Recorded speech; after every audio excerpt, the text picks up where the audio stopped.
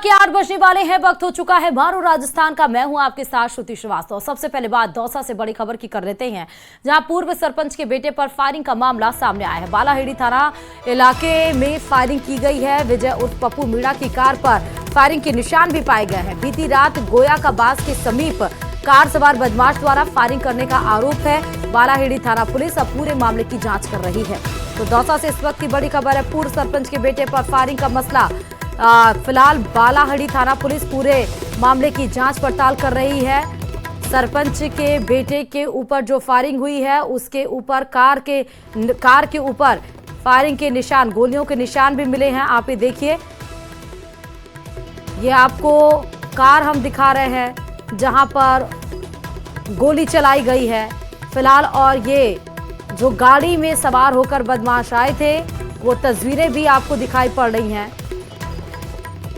पहिए के ये निशान आपको नजर आ रहे हैं गाड़ी चलती हुई, और फिर कार पर फायरिंग के निशान मिले हैं। पूर्व सरपंच के बेटे पर फायरिंग का मसला आया है। पूरे मामले को अब बालाहेड़ी थाना जो पुलिस है वो सब कुछ देख रही है। पप्पू मीणा नाम है जिसके कार पर फायरिंग के निशान मिले हैं। बताया जा रहा है कि बीती रात गोया के पास समीप कार में सवार होकर बदमाश आए और उनके द्वारा फायरिंग की गई है पूर्व सरपंच के बेटे पर। बालाहेड़ी थाना पुलिस अब पूरे मामले की जांच कर रही है। फिलहाल ये तस्वीरें कार पर, अब ये पूर्व सरपंच के बेटे के ऊपर क्यों बदमाशों ने फायरिंग की, क्यों देर रात ये सब वारदात को अंजाम दिया गया, ये सब जानने के लिए हमारे साथ संवाददाता आशीष जुड़ चुके हैं। आशीष, क्या कुछ मसला है, जरा विस्तार से बताइएगा।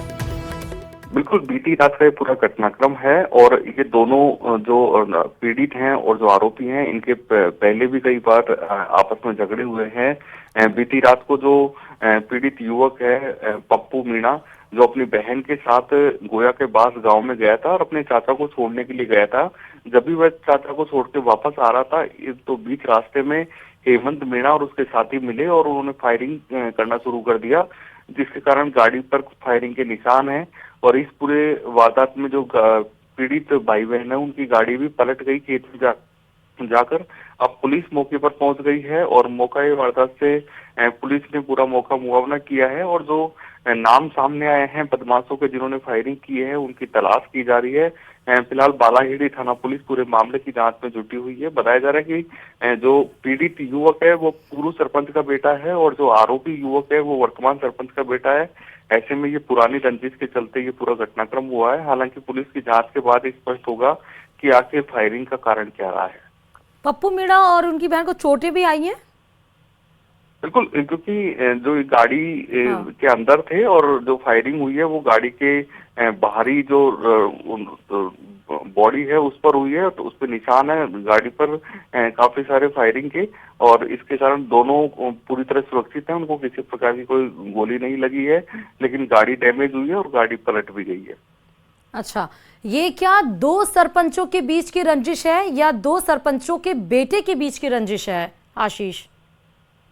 क्योंकि ये चुनावी रंजिश भी है और साथ ही जो हेमंत मीणा है वर्तमान सरपंच का बेटा, वो एक तरीके से आसपास के क्षेत्र में बदमाश प्रवृत्ति का व्यक्ति है।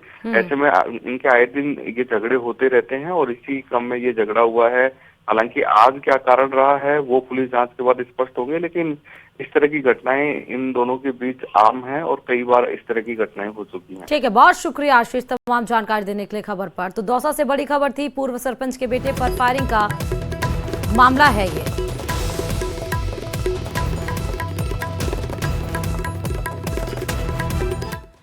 और अब बड़ी खबर किसान आंदोलन को लेकर, क्योंकि अपनी मांगों को लेकर पंजाब के किसान आज दिल्ली कूच करने वाले हैं।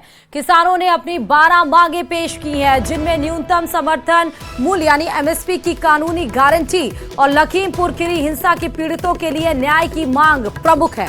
इसे लेकर आज किसानों का पहला जत्था पंजाब के शंभू बॉर्डर से दिल्ली के लिए कूच करेगा। बताया जा रहा है कि आज 101 किसानों का पहला जत्था दिल्ली कूच के लिए अपना पैदल मार्च शुरू करेगा।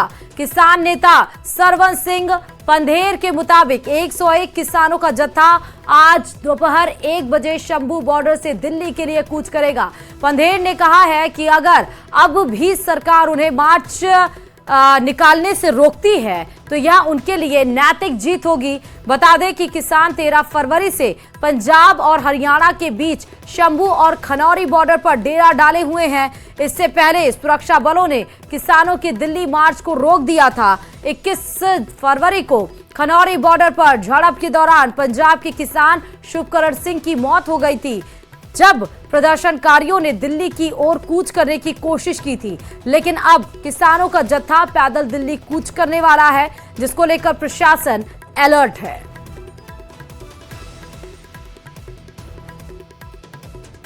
गुरु साहब का शहीदी पूर्व लगभग सुबह स्टार्ट कर देंगे 8 बजे, 10 बजे अरदास हो जाएगी जत्थे के समेत लगभग, और उसके ऊपर 12 बजे हम लोग पूरे रेडी करेंगे सारा कार्यक्रम, और 1 बजे जो जत्था पूरे 1 बजे रवाना होगा दिल्ली की ओर कूच करेगा।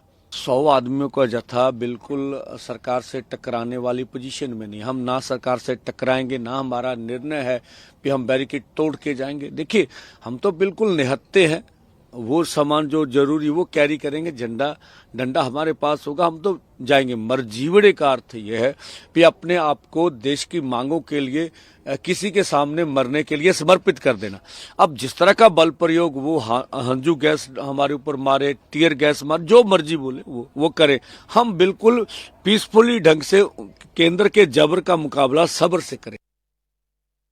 देखिए, जो कानून व्यवस्था को मेंटेन करने के लिए सभी अरेंजमेंट्स डिस्ट्रिक्ट पुलिस द्वारा किए गए हैं, और आपके माध्यम से सभी जो किसान भाइयों से मेरी अपील है कि कृपया शांति बनाए रखें, और यदि जो दिल्ली कूच का आह्वान है तो बकायदा परमिशन लेके जाएं, कोई दिक्कत नहीं है, उसका प्रोसीजर है, अपना परमिशन लें और जाएं। और मैं आपके माध्यम से सबको आश्वस्त करना चाहता हूँ कि कानून व्यवस्था की पूरी मेंटेन करने के लिए पूरी तैयारी डिस्ट्रिक्ट पुलिस द्वारा की गई है। और इधर महाराष्ट्र में महायुति सरकार का शपथ ग्रहण हुआ। देवेंद्र फडणवीस ने तीसरी बार मुख्यमंत्री पद की शपथ ली और इसके साथ ही एकनाथ शिंदे और अजीत पवार ने उप मुख्यमंत्री पद की शपथ ली। ग्रहण समारोह में दिग्गजों और सितारों का मेला लगा। पीएम मोदी के साथ ही बीजेपी शासित राज्यों के सीएम और कई कैबिनेट मंत्री शपथ ग्रहण में शामिल हुए। देखिए रिपोर्ट। मी महाराष्ट्र राज्याचा मुख्यमंत्री म्हणून माझी कामे निष्ठापूर्वक व सचोट विवेक बुद्धीने पार पाडी। मुंबई के आजाद मैदान में आज एक नया इतिहास लिखा गया। देवेंद्र फडणवीस ने तीसरी बार राज्य के मुख्यमंत्री पद की शपथ ली। देवेंद्र फडणवीस के साथ ही एकनाथ शिंदे और अजीत पवार ने डिप्टी सीएम पद की शपथ ली। इस ऐतिहासिक पल के गवाह बने प्रधानमंत्री नरेंद्र मोदी, गृह मंत्री अमित शाह और कई केंद्रीय मंत्री। मध्य प्रदेश के सीएम डॉक्टर मोहन यादव, छत्तीसगढ़ के सीएम विष्णुदेव साय और यूपी के सीएम योगी आदित्यनाथ के साथ ही बीजेपी शासित राज्यों के सीएम भी शपथ ग्रहण में शामिल हुए। मी महाराष्ट्र राज्याचा मुख्यमंत्री म्हणून माझी कामे निष्ठापूर्वक व सचोट विवेक बुद्धीने पार पाडीन आणि संविधान व कायदा यानुसार सर्व तऱ्हेच्या लोकांना मी निर्भयपणे व निपक्षपातीपणे तसेच कोणाच्याही विषयी ममत्व भाव किंवा आकस न बाळगता न्याय वागणूक देईन। मी महाराष्ट्र राज्याचा उपमुख्यमंत्री म्हणून माझी कामे निष्ठापूर्वक व सचोट विवेक बुद्धीने पार पाडीन। मी अजित आशाताई अनंतराव पवार गांभीर्यपूर्वक प्रतिज्ञा करतो की महाराष्ट्र राज्याचा उपमुख्यमंत्री म्हणून माझ्या विचारार्थ आणली जाईल किंवा मला ज्ञात होईल अशी कोणती बाब असा उपमुख्यमंत्री म्हणून माझी कामे यथायोग्य पार पाडण्यासाठी आवश्यक असेल ते खेरीज करून। प्रधानमंत्री नरेंद्र मोदी ने शपथ समारोह के मंच से झुककर प्रचंड जनादेश के लिए महाराष्ट्र की जनता को नमन किया। शपथ ग्रहण समारोह में सितारों का मेला भी लगा। बॉलीवुड स्टार सलमान खान, शाहरुख खान, माधुरी दीक्षित, रणवीर सिंह, संजय दत्त और रणबीर कपूर समेत कई सितारे शपथ ग्रहण में नजर आए, तो खेल जगत की ओर से सचिन तेंदुलकर मौजूद रहे। अंबानी परिवार भी देवेंद्र फडणवीस के शपथ ग्रहण समारोह में शामिल हुआ।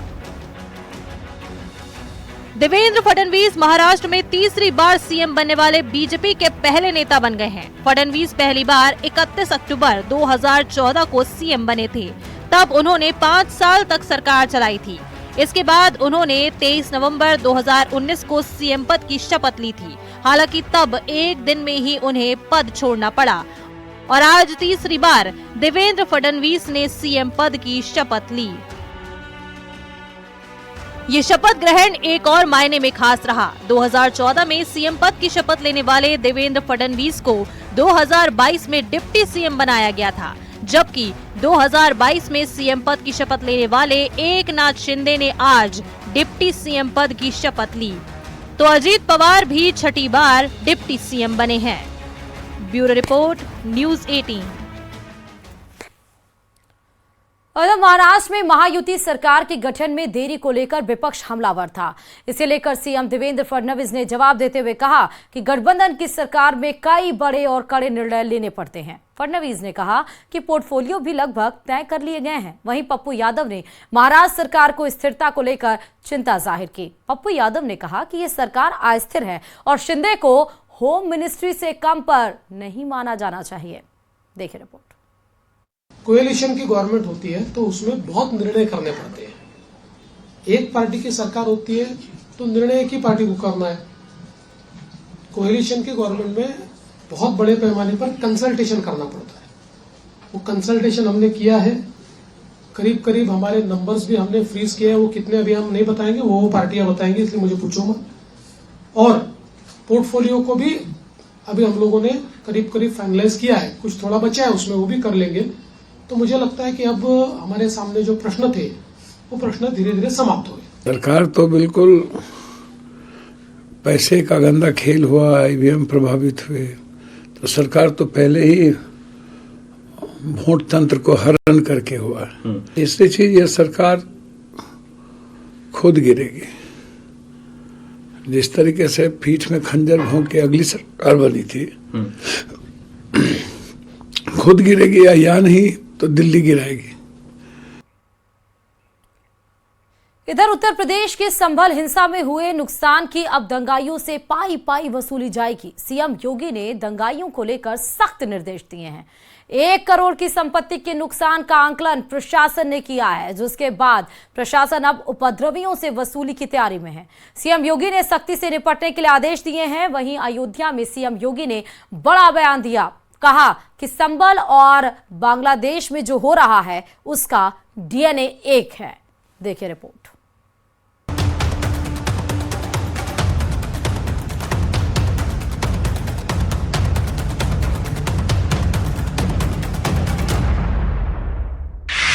अयोध्या की धरती से सीएम योगी ने संभल हिंसा पर बड़ा मैसेज दिया है। योगी ने साफ बता दिया कि अयोध्या में जो हुआ था, बांग्लादेश में जो हो रहा है और संभल में जो हुआ, इन तीनों का डीएनए एक है। योगी ने कहा कि 500 साल पहले जो बाबर ने किया और जो बाबर के सिपह सालार ने अयोध्या में किया था, उसे आज दोहराने की कोशिश हो रही है। दुश्मन बगल के देश में किस प्रकार का कृत्य कर रहे हैं, याद रखना। किसी को अगर गलतफहमी हो, 500 वर्ष पहले बाबर के एक सिपह सालार ने जो काम अयोध्या में किया था, जो काम संभल में किया था और जो काम आज बांग्लादेश के अंदर हो रहा है, तीनों की प्रकृति, तीनों का डीएनए एक जैसा है। गलतफहमी में मत रहना। अगर कोई ये मानता है कि वो बांग्लादेश में हो रहा है, तो यहां भी बांटने वाले तत्व उनके लिए बेट बन करके खड़े हो रखे हैं, पहले से खड़े हैं। वे समाज के सामाजिक ताने बाने को छिन्न भिन्न कर रहे हैं। इससे पहले संभल हिंसा पर योगी ने अधिकारियों को सख्त निर्देश दिए हैं। योगी ने अधिकारियों को साफ कर दिया है कि संभल का एक भी उपद्रवी बचना नहीं चाहिए। संभल हिंसा में 1 करोड़ की संपत्ति का नुकसान हुआ। उपद्रवियों से नुकसान की पाई पाई वसूलेगा प्रशासन। सार्वजनिक संपत्ति के नुकसान की भरपाई होगी। सीएम योगी ने कहा, अराजकता फैलाने की छूट किसी को नहीं है। सीएम योगी ने उपद्रवियों के पोस्टर लगाने के आदेश दिए हैं। सीएम योगी के निर्देश हैं, एक भी उपद्रवी बचना नहीं चाहिए। योगी ने अधिकारियों को संभल के उपद्रवियों का पोस्टर जारी करने की बात कही तो विपक्ष हमलावर हो गया। एसपी नेता रामगोपाल यादव और सांसद चंद्रशेखर आजाद ने संभल हिंसा पर सरकार को घेरा है। उन्होंने कहा, पहले एसपी और डीएम के पोस्टर लगने चाहिए। संभल हिंसा में जो भी हैं उनके पहचान की करके पोस्टर लगाए जाएंगे और तो सबसे पहले डीएम और एसपी के पोस्टर लगाए। हम इंतजार कर रहे हैं डीएम पे, कमिश्नर पे, एसडीएम पे, एसएसपी पे, डीआईजी पे, सीओ पे कब कार्रवाई करेंगे मुख्यमंत्री, हम भी इंतजार कर रहे हैं। लेकिन अगर ये बात मुसलमानों को डराने के लिए की जा रही है तो मैं फिर ये कहना चाहूँगा मुख्यमंत्री से कि उनको याद रखना चाहिए कि जनता ने उनको ताकत दी है और उत्तर प्रदेश की तरक्की के लिए दी है, ना कि गुंडागर्दी करने के लिए। सीएम योगी के निर्देश के बाद पुलिस अधिकारियों ने एक्शन शुरू कर दिया। संभल हिंसा में शामिल 2 और आरोपियों को पुलिस ने गिरफ्तार किया है। 24 नवंबर को संभल में जो हिंसा हुई थी उसमें अब तक 34 लोगों को गिरफ्तार किया जा चुका है।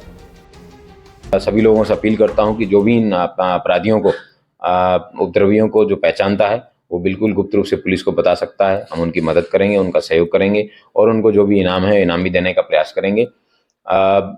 जिन लोगों द्वारा इस घटना में सम्मिलित होकर ये घटना कारित की है और पब्लिक प्रॉपर्टी को डिस्ट्रॉय किया है या फिर किसी भी व्यक्ति की कार, गाड़ी, मोटरसाइकिल या ट्रांसफार्मर जलाए हैं, तार जलाए हैं, सीसीटीवी तोड़े हैं, ये सारे जो नुकसान है उसका आकलन कर लिया गया है और उसी आकलन के आधार पे इन लोगों से वसूली की जाएगी।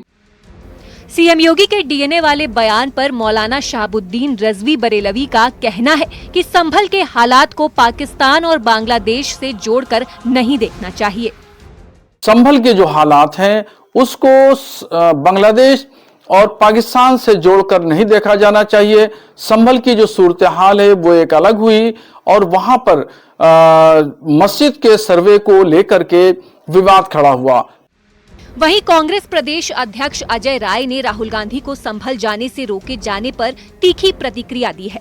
उन्होंने कहा कि सरकार कुछ छुपा रही है, इसलिए राहुल गांधी को रोका गया। कांग्रेस अन्याय के खिलाफ खड़ी हो रही है, इसमें कोई राजनीति नहीं है। जो वहाँ अत्याचार अन्याय किया है अपनी चीजों को बाहर नहीं आने देना चाहते और उसमें पूरी भाजपा की सरकार, योगी की सरकार लगी है कि किस तरीके से जो हत्याएं कराई हैं लोगों ने उसको पूरी तरीके से दबाने का, उसको पर्दा डालने का ये काम कर रही है।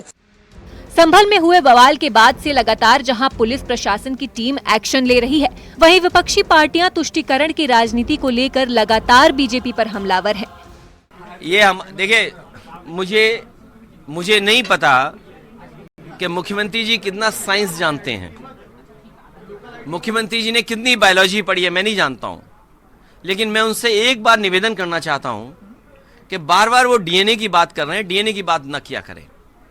मैं आपके माध्यम से और बड़ी जिम्मेदारी से कह रहा हूं मैं कि वो डीएनए की बात न करें, और अगर डीएनए की बात करते हैं तो मैं भी अपना डीएनए और हम सब लोग अपना डीएनए चेक कराना चाहते हैं, और मुख्यमंत्री जी आप भी अपना डीएनए चेक करा दो। संत होकर के, योगी होकर के और भगवा पहनने के बाद उन्हें इस तरह की भाषा और इस तरह डीएनए की बात नहीं करनी चाहिए। लेकिन सीएम योगी ने साफ कर दिया है कि सार्वजनिक संपत्ति के नुकसान की वसूली दंगाइयों से ही की जाएगी। न्यूज़ 18 के लिए ब्यूरो रिपोर्ट।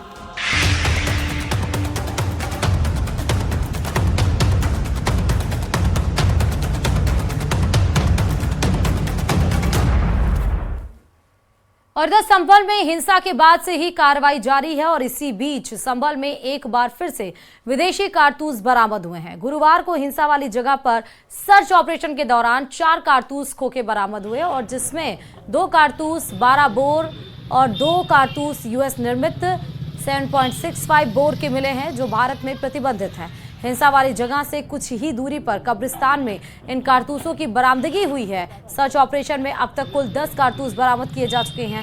फिलहाल पूरे मामले को लेकर जांच जारी है।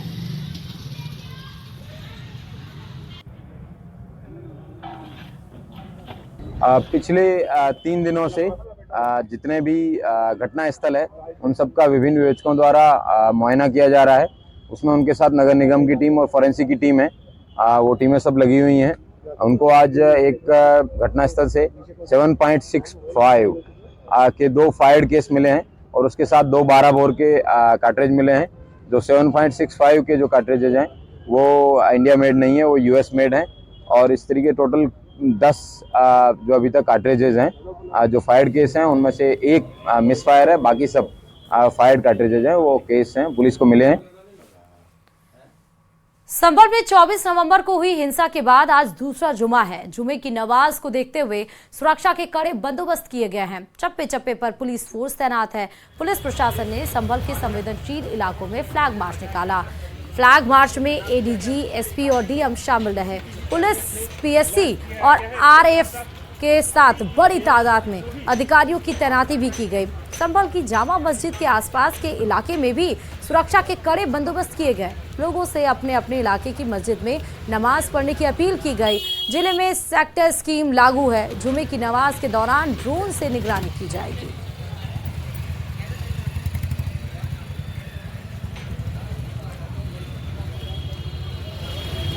पप्पू यादव को धमकी मामले में गिरफ्तार आरोपी राम बाबू यादव ने एक और खुलासा करते हुए सांसद के करीबी राजेश यादव पर लालच देकर वीडियो बनवाने का आरोप लगाया है। वहीं दूसरी ओर एक बार फिर फोन पर पप्पू यादव को लॉरेंस गैंग के नाम पर धमकी दी गई है।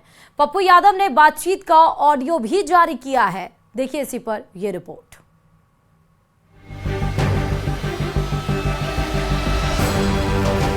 वीडियो के जरिए पप्पू यादव को धमकी देने के मामले में एक और बड़ा खुलासा हुआ है। पुलिस की माने तो आरोपी राम बाबू यादव ने पूछताछ में बताया कि सांसद के करीबी राजेश यादव ने ही लालच देकर वीडियो बनवाया था। ये जो बताया गया था वो मैंने आपके सामने रख दिया है। उसमें ये हम लोगों के अनुसंधान का विषय है कि इस पे क्या आता है एविडेंस, साथ में क्या उनका मूवमेंट रहा है, वो सब देख के फिर आगे कार्रवाई। अभी वीडियो वाली धमकी पर पप्पू और पूर्णिया पुलिस में ठनी ही थी कि बुधवार की रात पप्पू यादव को एक बार फिर फोन पर धमकी दी गई। पहली बार पप्पू यादव के सहयोगी ने फोन उठाया। दोनों की बातचीत भी आप सुनिए। अरे कहाँ से बात करो, क्या बात करनी है तो बताओगे। किसके कहाँ से बात कर रहे हो? अहमदाबाद से बोल रहा हूँ। कहाँ से? अहमदाबाद। अहमदाबाद से कौन हो, किसके कहाँ से बात कर रहे हो? लॉरेंस के गैंग से बात कर रहा हूँ। धमकी देने वाले ने बताया कि वो लॉरेंस बिश्नोई गैंग का हिस्सा है और अहमदाबाद से बोल रहा है। इस बार की धमकी में 15 दिसंबर तक देख लेने की बात कही गई। हाँ वो बता, तू कौन है उसका, उसके साथ क्या करता है? कौन? तुम लॉरेंस के साथ क्या करता है? मेरे को मैसेज आया भाई, इस नंबर फोन को मैं फोन किया। क्या मैसेज आया? मैसेज सही आया है। किसका मैसेज आया? मेरे को सही है, पर तुम गालियों क्यों दे? मैं प्रेम से बात कर रहा था। जो मैं पूछ रहा हूँ तेरे को मैसेज किसका आया? मैसेज नहीं, मैंने गालियों क्यों दे, इसका जवाब दो मेरे। तो मैं जो पूछ रहा हूँ मैसेज किसका आया? वो पता चल जाएगा कल। किसका पता चल जाएगा? वो कल पता चल जाएगा। पप्पू यादव को धमकी देने के मामले में पूर्णिया एसपी ने कहा है कि अब तक की जांच में लॉरेंस बिश्नोई का कोई भी कनेक्शन सामने नहीं आया। इस नई धमकी कॉल की भी जांच कराई जा रही है। अभी तो जितने भी हम लोग अभी तक अनुसंधान में किए हैं, किसी का भी जो लॉरेंस बिश्नोई गैंग बताया जा रहा है उससे कनेक्शन नहीं आया। अब तक पुलिस की जांच में कहीं से भी लॉरेंस गैंग का कनेक्शन सामने नहीं आया, लेकिन सच ये भी है कि पप्पू यादव को बार बार धमकी मिल रही है। ऐसे में ये जानना जरूरी होगा कि आखिर पप्पू यादव को धमकी कौन दे रहा है और उसका मकसद क्या है। न्यूज़ 18 के लिए पूर्णिया से कुमार प्रवीण के साथ ब्यूरो रिपोर्ट। तो चलिए बड़ी खबर इस बीच आपको बताते चले, पुष्पा 2 की रिलीज के बीच अलू अर्जुन पर केस दर्ज हो गया है। दरअसल अलू अर्जुन बुधवार की रात हैदराबाद के एक लोकल थिएटर पहुंच गए थे, जहां उन्हें देखने के लिए भगदड़ मच गई थी और इस दौरान वहां एक महिला की मौत हो गई और कई लोग घायल हो गए। पुलिस के मुताबिक थिएटर प्रबंधन, अभिनेता अलू अर्जुन और उनकी सुरक्षा टीम को मामले में आरोपी बनाया गया। फिलहाल मामले की जांच की जा रही है। बताया जा रहा है कि अलू अर्जुन बिना जानकारी दिए वहां पहुंच गए थे। साथ ही थिएटर पर आरोप लगा है कि उन्होंने इवेंट को सही से मैनेज नहीं किया। तो तस्वीरें आपको दिखा रहे हैं, आप देखिए। To clarify, stampede means there is a huge crowd, people fall down, other people stamp over them. That we call stampede. In this situation, there is no stampede. Lot of crowd was there. People were jostling with each other. So certain asphyxia kind of situation. People were not able to breathe properly inside the main auditorium in the lower balcony. So this lady was there and she was brought out from there. It did not happen outside the theater or in the main gate and that grill gate. In between them, it happened inside the lower balcony. और इसी के साथ ही मारो राजस्थान में फिलहाल अभी के लिए इतना ही। आगे देखिए न्यूज़ 18 राजस्थान का खास कार्यक्रम रहस्य।